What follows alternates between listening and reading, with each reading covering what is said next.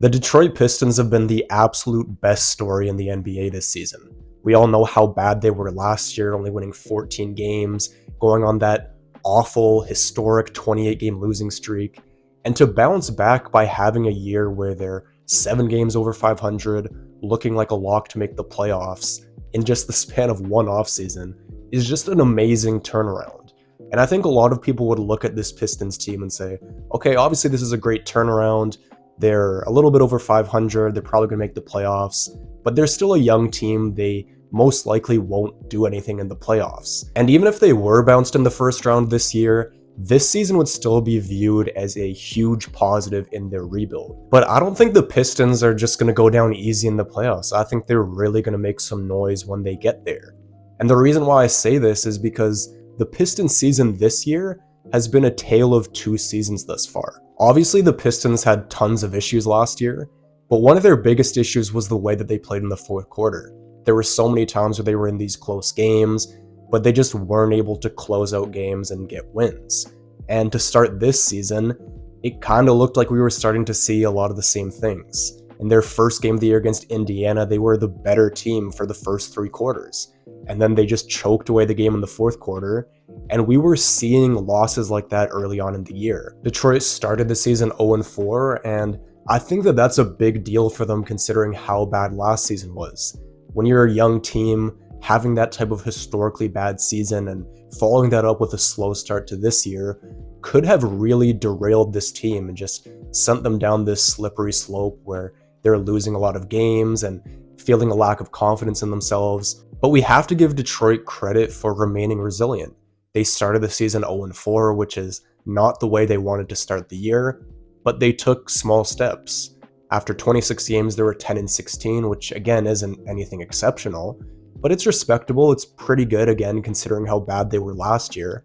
But from there, they were starting to pick it up. Over their next 7 games, they went 5-2. Things were looking good for them. People were starting to say, hey, maybe this team can get into the play-in and sneak into the playoffs. And then just when things seemed to be on the upswing for them, Jaden Ivey gets injured and he breaks his fibula. And nobody really knows if he's actually going to return this season.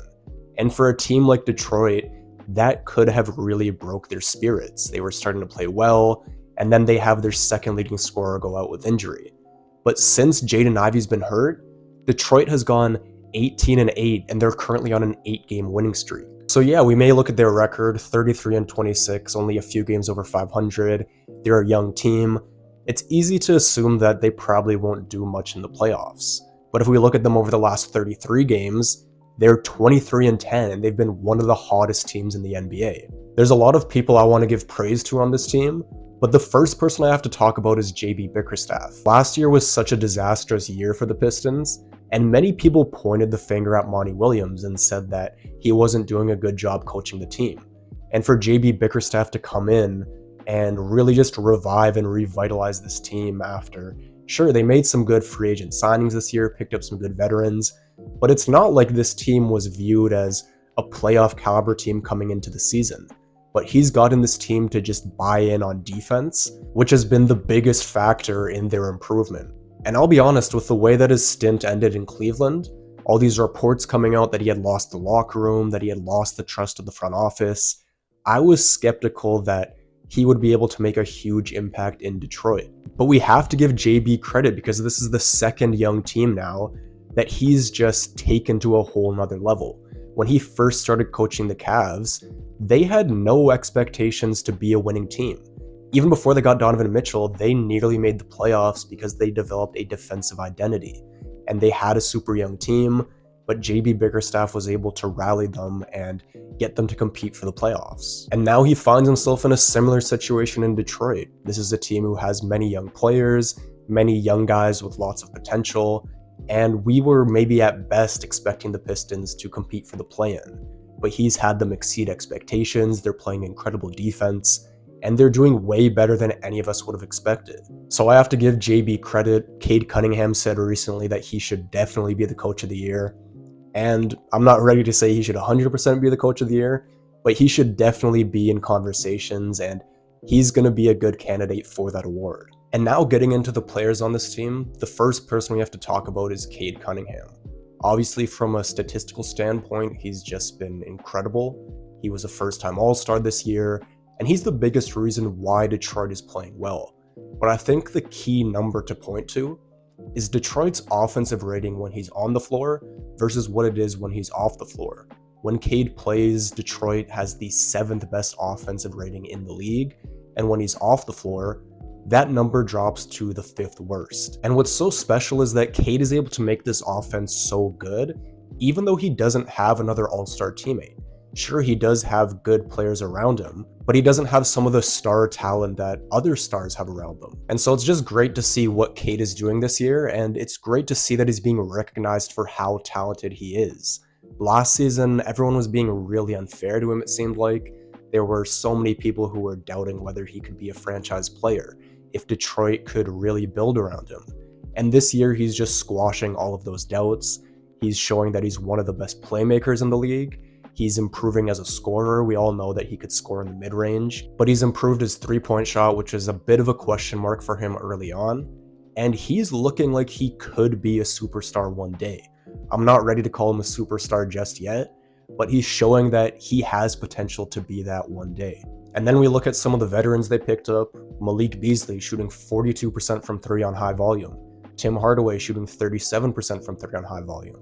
And even though Tobias Harris is struggling from 3, he can score within the flow of the offense, and Detroit didn't have too many players who could do that last season. And it just goes to show that we need to stop being so hard on these young stars who play on really bad teams, because I think what this year is showing with Detroit is that if you have a young star like Cade Cunningham, and you just surround him with some good veteran role players who play the game the right way and play their role well, you can find lots of success. You don't need to find a superstar or multiple stars to pair alongside your young franchise player. You just need to give them a chance by surrounding them with players that complement them well. So Detroit deserves tons of credit for the offseason they had, because even though they didn't have this home run pickup in free agency or through the draft, they hit a bunch of singles or doubles, and those all parlayed into having a home run level season. And I think when we look at the Detroit Pistons season and we're evaluating why they've been as successful as they've been,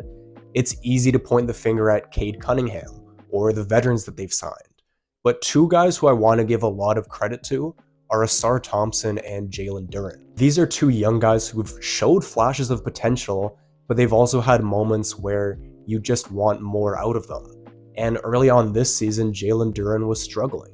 His defense wasn't as good as people thought it could be. On offense, his decision-making wasn't the best at times, and people were starting to look at Isaiah Stewart and saying maybe he should start over Jalen Duren. But to his credit, he's been looking a lot better as of late. His defense has been much better, his effort has been a lot more consistent on that end. And then offensively, he's just been showing lots of ability as a passer. And he's making the smart play more consistently now. Since January 1st, he's averaging 3 assists to just 1.7 turnovers. And prior to that, he was averaging 2.3 assists, but also 2 turnovers. So nearly a 1-to-1 assist to turnover ratio. So Jalen Duren has been awesome, but I think the guy that gets the most overlooked on this team is Ausar Thompson. If you just looked at his stats, nothing would necessarily wow you, but the one thing that would probably stick out is his low 3-point percentage. Ausar has just been an awful 3-point shooter for the first 2 years of his career, and he's practically just not taking those shots at this point. And nowadays, with there being such an emphasis on 3-point shooting, there's this narrative that you can't be a guard or a forward without a 3-point shot. But Ausar is disproving that narrative, because for what he lacks in 3-point shooting, he makes up for in virtually every other area of the game. Obviously, his defense is incredible.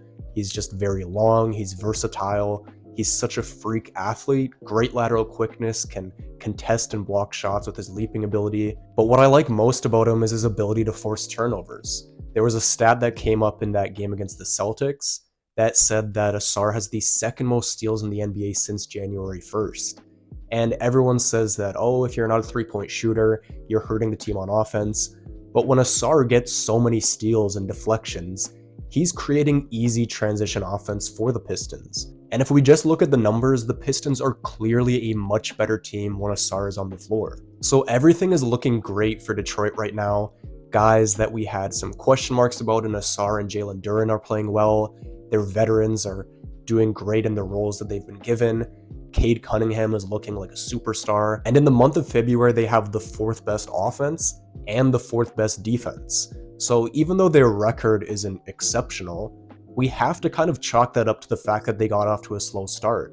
But they've been playing such great basketball over a long enough sample size now for us to say that, hey, maybe they're closer to the team that they've been showing they are in this second half of the season. And then on top of all that, Jaden Ivey might come back before the end of the season. And some people might look at the fact that the Pistons are 14-16 with Ivey in the lineup, and since he's been injured, they've gone 18-8, and obviously they're on this incredible 8-game winning streak right now. But as I mentioned earlier in the video, Detroit was still finding themselves early on in the season. Jalen Duren wasn't playing as well as he could. Asar missed time early in the year, and then when he did come back, he was still ramping himself up, so he wasn't playing at the level that he is now.